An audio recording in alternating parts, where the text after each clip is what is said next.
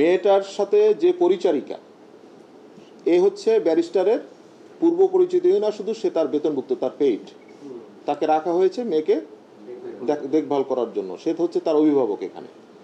আর বাকি যে দুইজন, এই দুইজন হচ্ছে তারা, এই দুইজন যখন ঢাকা শহরে বিভিন্ন জায়গায় ঘোরাফেরা করছে, বিভিন্ন জায়গায় যাচ্ছে, তখন তাদের সাথে এই দুই আসামির সাথে তাদের পরিচয় হয়।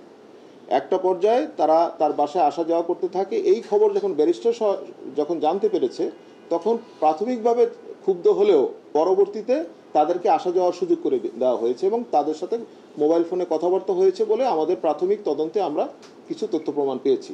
তো এর দ্বারা প্রতীয়মান হয় যে ব্যারিস্টার নামের যে লোকটা এখানে আছে, যে চরিত্রটা আমরা পাচ্ছি, তার সাথে আসামিদের একটা পরিচয় ছিল, যেহেতু তাদের এই দীর্ঘদিন এই মহিলাই এই দুইজনকে এই বাসায় আসার সুযোগ করে দিয়েছে।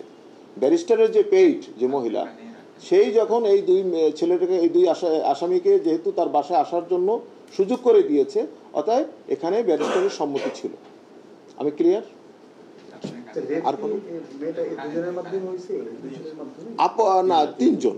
ও আর একটা তথ্য জানানো দরকার, এই মেয়ের যে পরিচারিকা যে ছিল আর কি, তাকে যে দেখাশোনা করতো, সেও কিন্তু তাদের সাথে তারও কিন্তু পর্ণ ভিডিও আছে, মেয়ের যে পর্ণ ভিডিও সেটাও তাদের আছে।